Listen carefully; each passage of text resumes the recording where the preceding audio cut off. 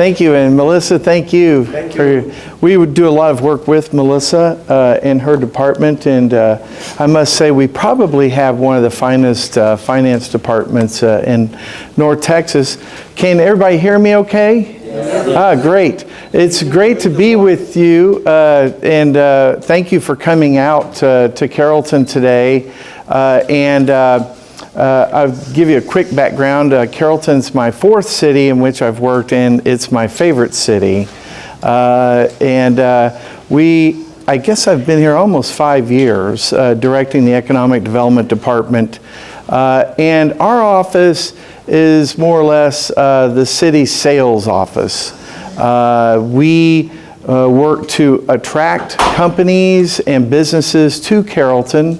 The businesses that are here, we like to consider them partners, and we try to help them grow and profit here in Carrollton. So I have a presentation I'll give, and then I'll be open to answer questions afterwards. By the way, we're a small department. We're just 2 people. Chris Simchek works with me, and then it's just Chris and myself.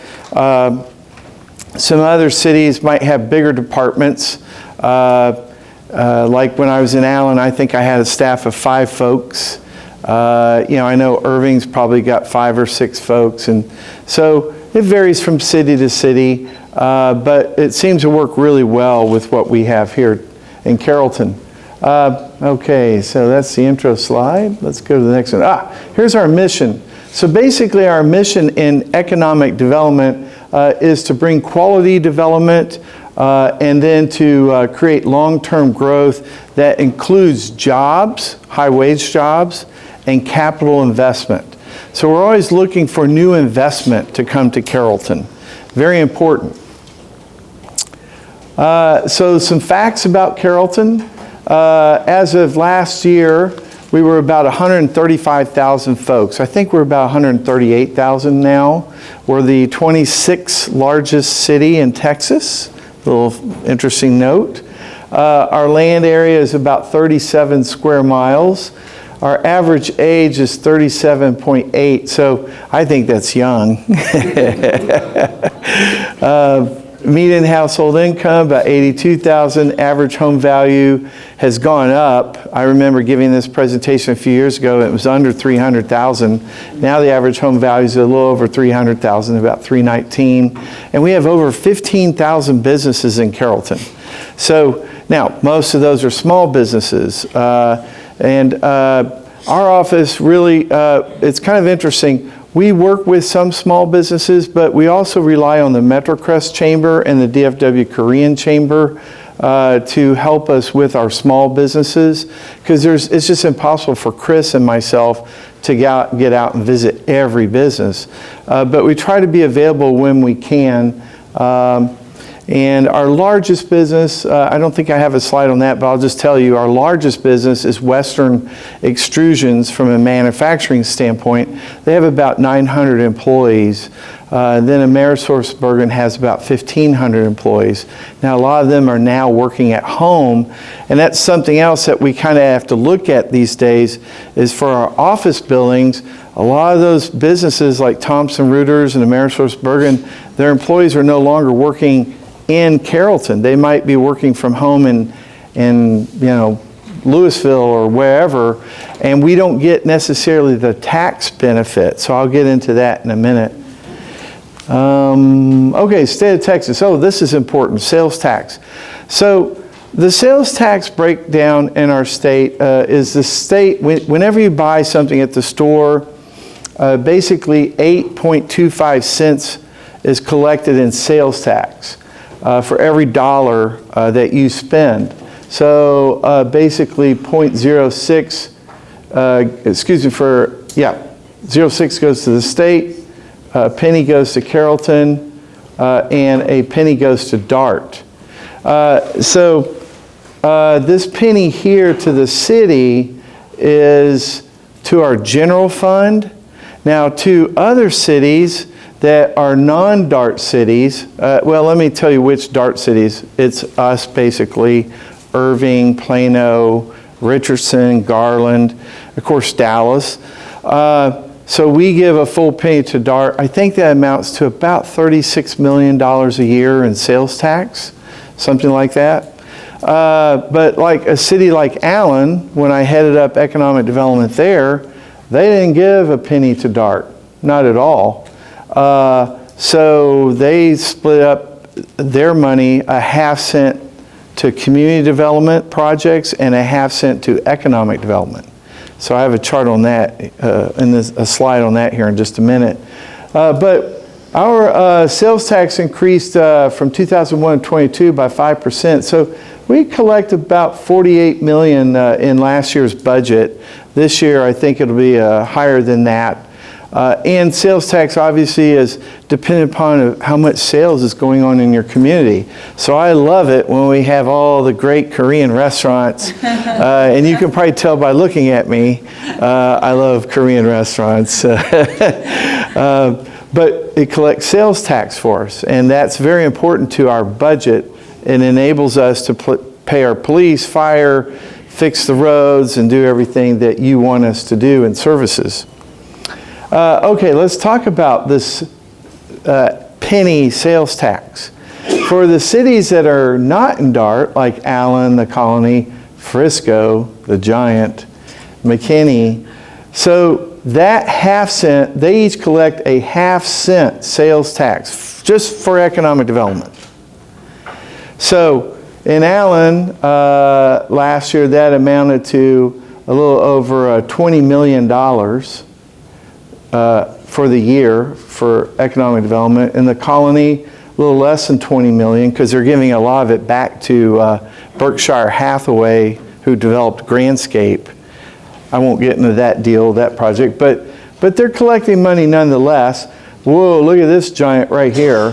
Frisco has over $70 million in both, and by the way, this is a combined figure, 4A and 4B collected together, 4A being economic development, 4B legislation enabling community development sales tax. So Frisco collects over $70 million for basically $35 million for economic development and $35 million for projects like building parking garages at the Star or what have you. So they have a lot of capacity to do stuff. And then McKinney basically collects a little over $40 million in 4A and 4B. So like if you go to downtown McKinney, I think they're hosting an Oktoberfest this weekend. You go out there, and they've got parking garages and streetscaping. A lot of that's paid for from sales tax. Now, here's the thing about sales tax. Texas is one of the few states that does this. I used to do economic development in a congressional office years ago up in Indiana. They don't do this at the local level. I think Texas has an advantage. When we collect sales tax at the local level, it empowers our citizens to say what they want for their economic development projects. And I'll give you an example. In Allen, the citizens and the city council together said, we want an event center in Allen. So then along came some developers, and we took some of our 4A money for economic development and some of our 4B money for community development, and we built the Allen Event Center for $52 million. We brought in the pro hockey team, and then they host events and all that. So that's the community being enabled to do their own economic development, and that's a huge advantage in Texas through that legislation that's called 4A and 4B. So that kind of gives you an idea. Now the reason I have this slide up here is where is Carrollton? Well, we don't have that. Remember, we're giving a penny to DART. And I'm not saying that's good or bad. I'm just saying, okay, we're in a different ball game. We have to figure out how do we use DART to our advantage, since we don't have this extra money in sales tax to go out and bring the Star or Grandscape or anything like that. We've got to figure out, okay, well, we've got DART that can help bring employees here.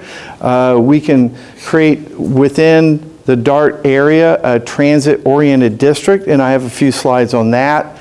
And so other communities are getting clever about that too. Richardson, if you've ever gone over to City Line, where all the State Farm buildings are and all that. There's restaurants. That was created from the DART money, a lot of it. They don't have sales tax for economic development either. So Richardson, Irving with Las Colinas, Carrollton with our downtown and Trinity Mill Station, we've got to work harder. We've got to be more creative. We don't have a big pot of money like these cities do. I mean, when I was in Allen, I literally from 2006 to 2012, I had roughly $10 to $11 million that I could just give out to projects. You know, if a group from Korea like Daewoo came in, I could do a deal with Daewoo and develop something right there in Allen. It was easy. In Carrollton, it's harder. I'm just going to be honest. But it doesn't mean it can't be done.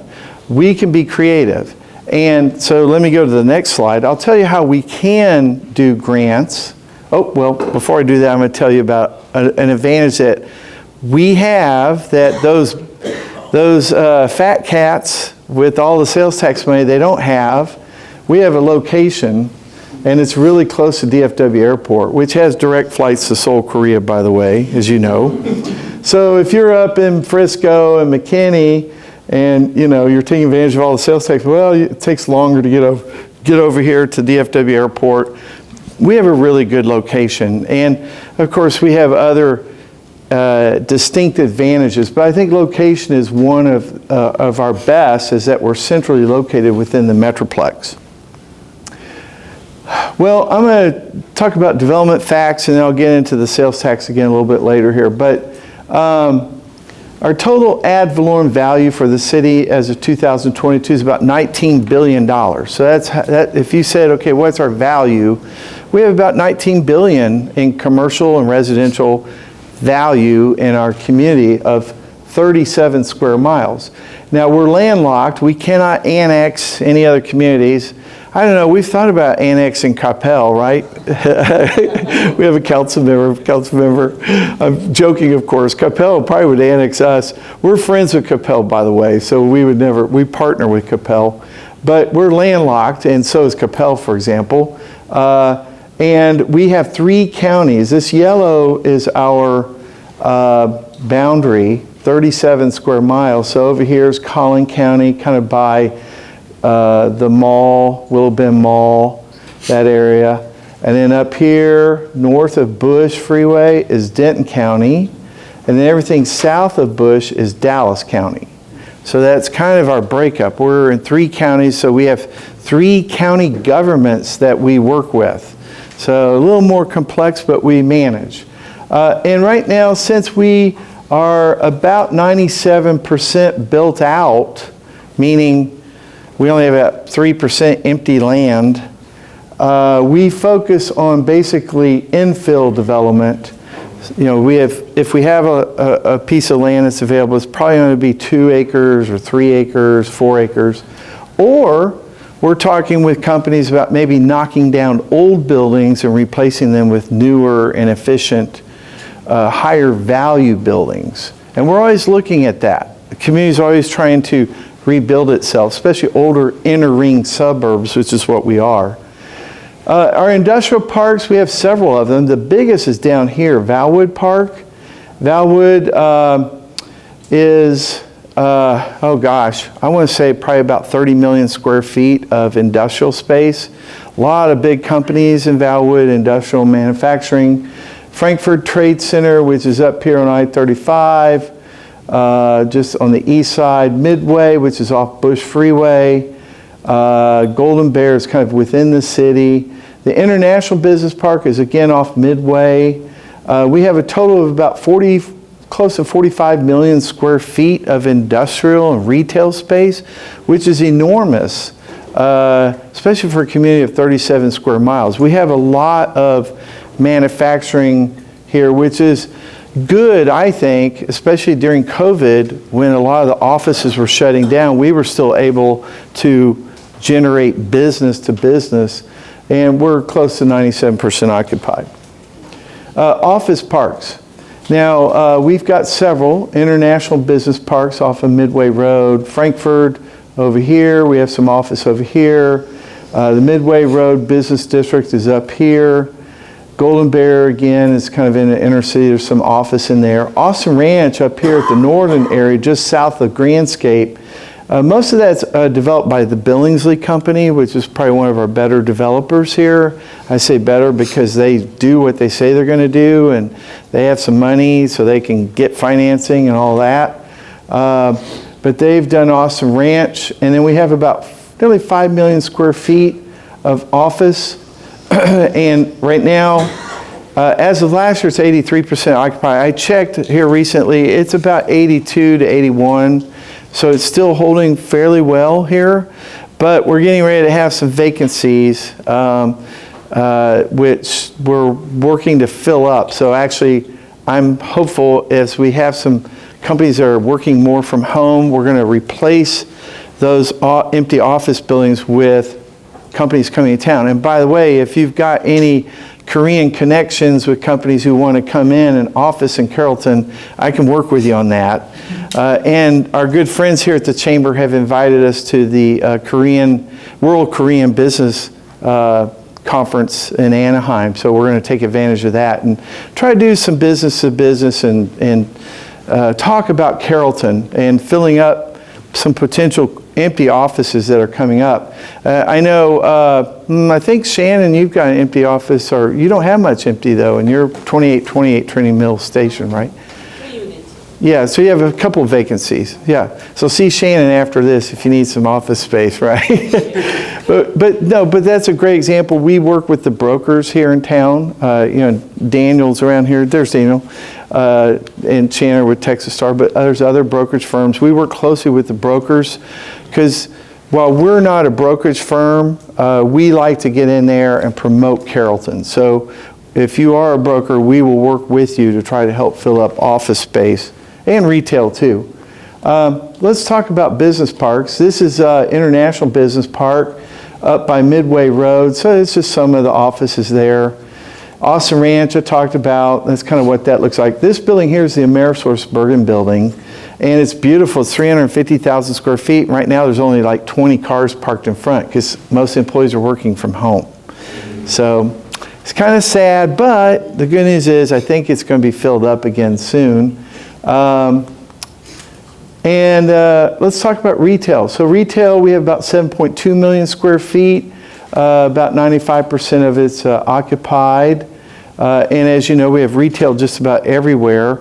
Over at the H Mart Shopping Center, for example, I've talked with them pretty regularly. It's 100% occupied with a waiting list. So, no problem there. That's doing very well, and we're really thankful for that. And then there's some of the developments. And by the way, speaking of 99 Ranch, that's Newquest, and they wouldn't have been successful if the H Mart development hadn't been successful. So the H Mart Shopping Center with John Chung and his investment group really lit the fire. They were the match that enabled Newquest and others to come in and be successful as well. So that's kind of an example of how momentum was created by the city partnering with the H Mart and their group.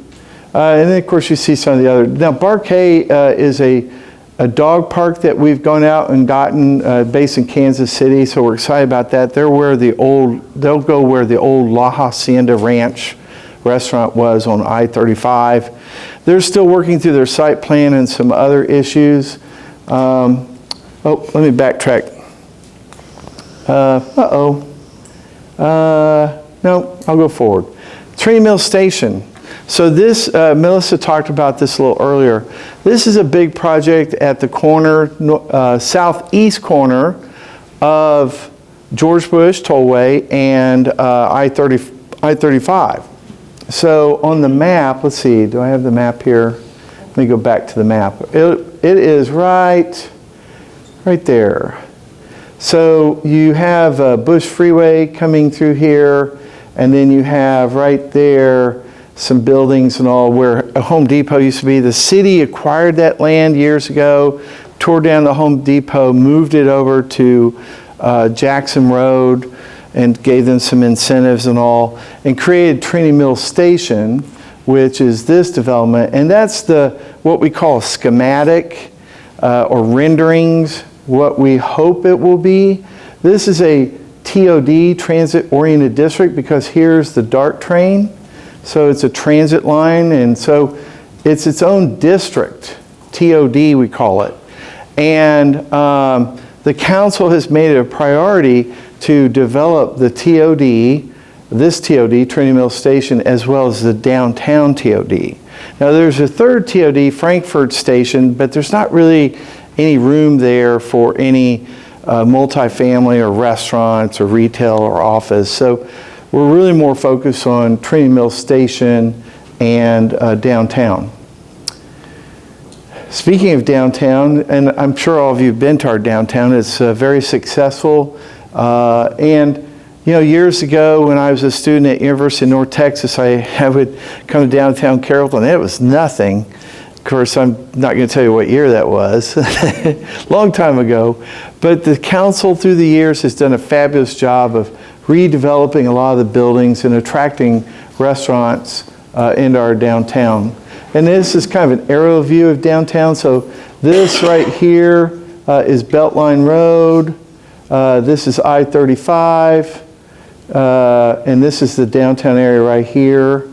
And then the other unique feature downtown is all the trains coming through downtown. And the Silver Line, the new Silver Line, which hopefully will open in a year or two, is coming through here and going all the way to Capel, to Cypress Waters, which is also owned by the Billingsleys, and then on to DFW Airport. So you could literally have an apartment here, lease some space here, or have an office here, get on a train, go the Silver Line to DFW Airport, and fly to Seoul. I mean, it's kind of cool. You can have a direct connection to Seoul, Korea from downtown Carrollton. I love it. So that's the feature downtown. Now, we work with a lot of different groups, and you probably can't even see this slide, but it just talks about who we work with, the North Texas Commission, neighboring cities like our friends in Capel. Mike Land, the city manager there, is a good friend of mine. We work with the governor's office. We give a lot of our leads through the governor's office and through the Dallas Regional Chamber. So you'll have, say, a company looking for a new office or headquarters. They'll contact either the Dallas Chamber to send out the lead to 10 different cities in Dallas, Fort Worth, or they'll contact the governor's office, and the governor's office will send it out to 50 different cities in Houston, Austin, and Dallas. So then we'll respond to the lead. If it's a good fit for Carrollton, then we'll respond to it. A lot of times it's not a fit, but we try to decipher what will fit. Of course, we work with our corporate citizens here, Workforce Solutions, which is job training and job placement. They're terrific. The Texas Workforce Commission is also with them. Brookhaven Community College, which is Dallas College. We work closely with them in our school districts. So these are just some of the different groups. And obviously, the DFW Korean American Chamber is a great example of a group we like to work with and create partnerships. These are some of the companies that we visited here in the last year. As I said, Chris and I are just a two-person office, but we do what we call business retention and expansion, where we'll go to a company and say, hey, you know, we just want to visit you for a half hour and figure out, you know, do you like Carrollton? Do you have any complaints about Carrollton? Can we help you with anything? And on some of these visits, I've actually learned about some companies that needed to expand. And we were able to get in there and maybe offer a grant to help them expand. Presto Products is a great example. We were able to give them a grant through our city council. I'll talk about that in just a second. But these are a lot of the companies we visit. And obviously, we have 15,000 businesses. So we visit obviously more than these, but these are the major ones that we've visited with the largest employment. HEB, by the way, just opened a regional training headquarters here. We don't have the HEB store, sorry, but we got the regional training headquarters, so, you know, maybe the store will be next. Let's see. I talked about where we get leads. I kind of already talked about that through the Dallas Regional Chamber and the governor's office. But obviously, if the DFW Korean American Chamber knows of some leads for us to pursue, we'll get right in there and pursue them. So we consider you a partner as well in trying to get us information that we can go after. The Workforce Solutions and Texas Workforce Commission, we help them with job fairs. They haven't had any lately, but we've helped them in other ways, digital fairs and the like, and of course going after workforce training funds.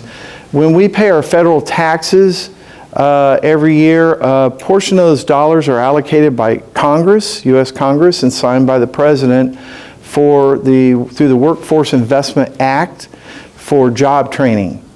So companies can actually take advantage of that and get, through the Workforce Commission or the Governor's Office Skills Development Fund, say $1,000 per job for job training. Usually it's for bigger companies. Now there is a company, Wintron, that we recently helped get some of those federal dollars. It's a whole process, and it's done through Dallas College. They administer it. We just facilitate and kind of hook people up. But those federal funds are available for job training, usually to companies that are coming in with, say, more than 50 jobs that are being created. Uh-oh, did I do something? Okay, good. All right, let's talk about incentives. So our office, we basically oversee a couple of incentive programs. Development Services is a different department. They oversee a different set of incentive programs. So I'm only going to talk about what we oversee. And our incentives, remember, I don't have a pot of money, sales tax money, remember? If you want that, you need to go to Frisco. They got a lot of money. But we do have the ability to get things done through what we call a Chapter 380 grant. Melissa was more organized than me. She had the actual Texas Government Code, Chapter blah, blah, blah. I just have Chapter 380, Texas Government Code, Chapter 380.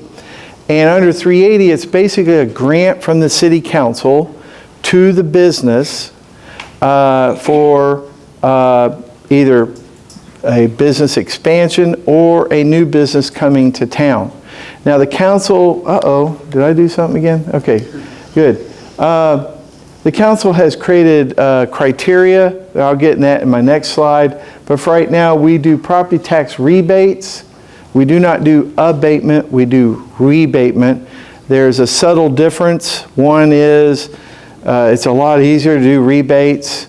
Abatement process takes a lot longer, and you got to advertise and do all these hearings and all this stuff. We just like to keep it simple and give the citizens the opportunity to speak at the council meeting one time, which is really, you might get 2 or 3 people at most coming and speaking about the rebatement, but it's just straightforward. So we do allow for citizen input on the project, but it's a more clean process. We do job creation grants, which is basically reserved for the larger projects like Amerisource-Bergen. They brought 1,500 jobs. We gave them $1,000 per job to come to Carrollton and not go to Plano or go to Allen or wherever. That came out to $1.5 million. Then COVID hit, and then they started working from home. So that kind of hurt. So now going forward, we're going to structure those job creation grants a little differently. We also rebate building permits for part of the incentives as well. The council's focus is value creation, basically capital investment, how much money is being spent on the project by the company or developer, and what are the jobs? You know, I would get council members asking me, well, does the company pay a livable wage? It's very important for people to be able to support themselves and their families and have health insurance and all. So we look primarily at companies that can pay the higher wage jobs. We're not really interested in, like nothing against, chicken processing or anything like that, but that just wouldn't work in Carrollton. That works probably more in East Texas. The council looks, I present the project to the council, every project that comes across our desk, and they're my board of directors, if you will. They're the ones who decide. I don't have a vote. But I present the information, and we present an impact analysis which gives the council a return on the investment. If the council gives X amount of dollars to this company, what is the return to the citizens in the way of tax revenue, in the way of property tax revenue, or sales tax revenue, or both? So that's the return on the investment. Then the council looks at, well, what's the payback period? If the payback period is anything more than 5 years, according to our analysis, it's probably not a good project, and we'll probably just say no. And there have been a few that have come across my desk that had a long payback, and we're like, nah, we don't want to do this. On the other hand, we had some where the payback was very, very short. I'm trying to think. We had one, and Ravi and I were just talking about it. I'm going blank. Well, anyway, it was like a 2-year payback, or 1.5-year payback, and it was really good. And the council said, yes, no problem, let's do this. Actually, we have one coming up, a company from Silicon Valley, California, moving here. We haven't announced it yet, but the payback on that one's like 2.5 years. It's excellent. And the average wage for that company, they're bringing 200 and something jobs, is $128,000 a year, which is great. Yeah, I thought, well, maybe I'll go work there. So, just joking. But they're good.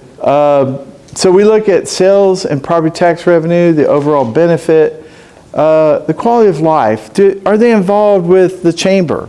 For example, we'd love to have companies come to town and join the DFW Korean American Chamber and contribute and be members of this chamber as well as MetroCrest Chamber, and get involved with our school system and donate to the community. By the way, today is North Texas Giving Day if you haven't given. And MetroCrest Services is one of our organizations, but we have many, many here in Carrollton. Multipliers, we look at the multipliers. For example, in our impact analysis, we have a software. It has built in the software, what will this company be doing with other companies in town? What products will they be buying? What services will they be buying? If the company comes to town, will they use Kenneth Chung's media company? Those are the multipliers, where Kenneth would benefit. Others of you here would benefit from that company coming to town. So that's really important. Let's see here. Okay, I talked about criteria. So for a Chapter 380 grant from the council, the project needs to have a minimum capital investment of $5 million. It must create a minimum of 10 new jobs. And the business must not owe any back taxes to the city or the county. In other words, they need to be in good standing. And they cannot hire any undocumented workers. There was a company in Allen that got a grant. Not from me when I was in Allen, it was after me. But I remember turning on the news and it was bad. The FBI was raiding the building and locking up all these workers, and they were undocumented. And so the Allen EDC had to pull back their grant. They had a clawback provision in the agreement, thankfully, that protected the taxpayers. Because, by the way, this is taxpayer money we're giving to the company. It's your money. If you live in Carrollton, it's your money. So we got to be mindful. So those are the criteria. These criteria are in the incentive policies that were created by the City Council. I didn't create these policies, but that's what our office does for Chapter 380 grants. So for these, we follow a process. Basically, we give the company a prospect questionnaire. It's about 8 pages long. They fill it out. It tells us everything from what wages they're going to have, how many jobs, how much money they're going to spend on the building, fixing it up to bring the company into the building. And then Chris runs an impact analysis. This is just a one-page printout that we give to the council, but it tells them, the benefits, the costs of having the company come to town. There is a cost. You've got to provide fire protection, police protection. There's going to be wear and tear on our roads, so forth and so on. So it calculates in there the costs. And then from the benefits and the costs, you have at the bottom the net benefits. And if the net benefits are positive and it says, well, it's a 2-year payback, then council says, yeah, let's do it. So this impact analysis is really important. It's all based on the information we collect in the prospect questionnaire. So then we go to a resolution to the council. The council said, all right, let's do this. So then I write up a resolution working with our legal department, and basically the resolution will state that it authorizes the city manager to negotiate and execute an economic development incentive agreement between the city of Carrollton and the company. And then I'm acting on the city manager's behalf, our city manager, Aaron Reinhardt. And then once that's passed by the council, then we go into drafting the actual agreement, the incentive agreement, working with our legal department.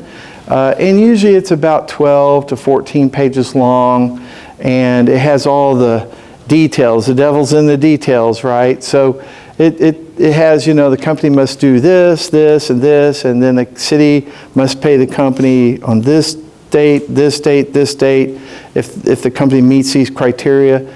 And by the way, our agreements are usually performance-based. We don't just give money to the company. They have to perform first. They have to get a certificate of occupancy.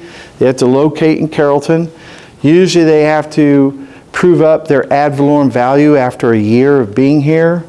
And then they have to certify that they hired X number of employees that we required in the agreement. They have to certify that to us. And then we'll pay the first installment of the grant to them. And it's usually a 5-year agreement. So we do have some 10-year agreements. In Texas, you can go up to 10 years. But we usually do 5 years in Carrollton. And so now I'm going to get into other grants. Now, I won't have the details on these, but you can find the details on these by going to our website, which is carrolltontxdevelopment.com/incentives. Now, these are mainly through the Development Services Department. These are smaller grants, and they're what we call grant programs. Again, the city can only do 380 grants because we don't have sales tax money for economic development. So we have to, by law, through a 380 grant, have a policy and a program. And so that's what these are. We have a retail rehabilitation grant. I believe under that policy that the council's outlined, you have to rehabilitate the entire shopping center. You can't just get it for one store within the shopping center. It has to be for the entire strip center. There might be some exceptions. Ravi Shaw is our Director of Development Services. His name's on the website, so he could give you the details of that. But and there's an application for all these grants. You have to fill out an application. Demolition grant, that also is where if there's an old building, a dilapidated building, and a developer wants to come in and build something new, the city will contribute funds to tear down the old building. Billboard, that's pretty obvious what that is, removing billboards that are unsightly along our highways.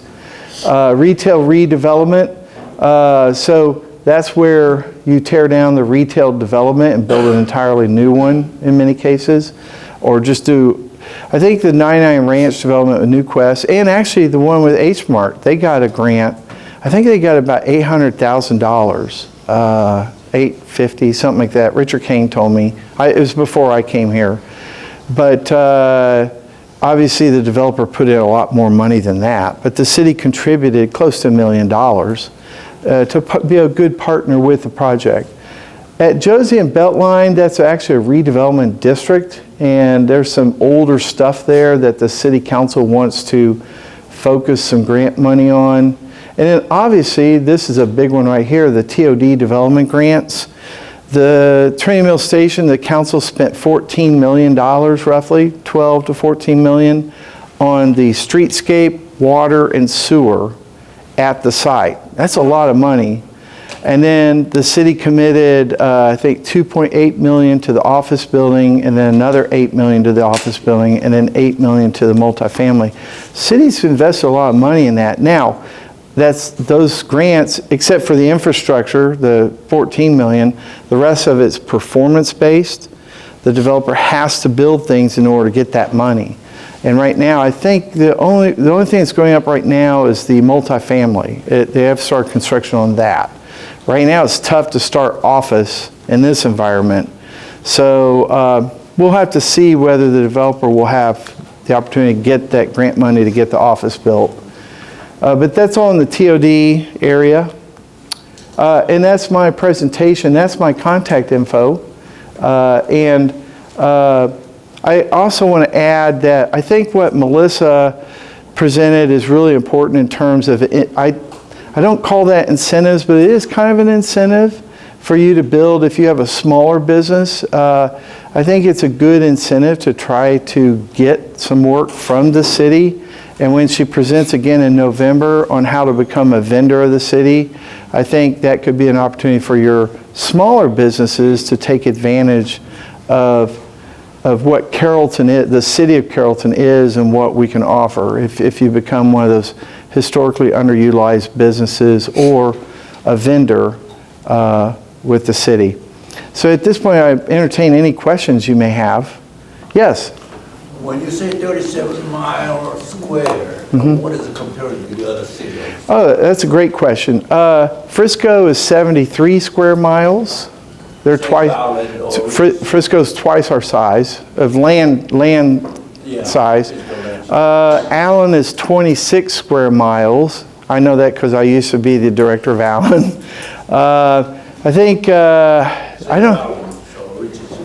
Pardon? Say Garland. Yeah, Garland. I don't know Garland. I don't know all of the other cities in terms of size.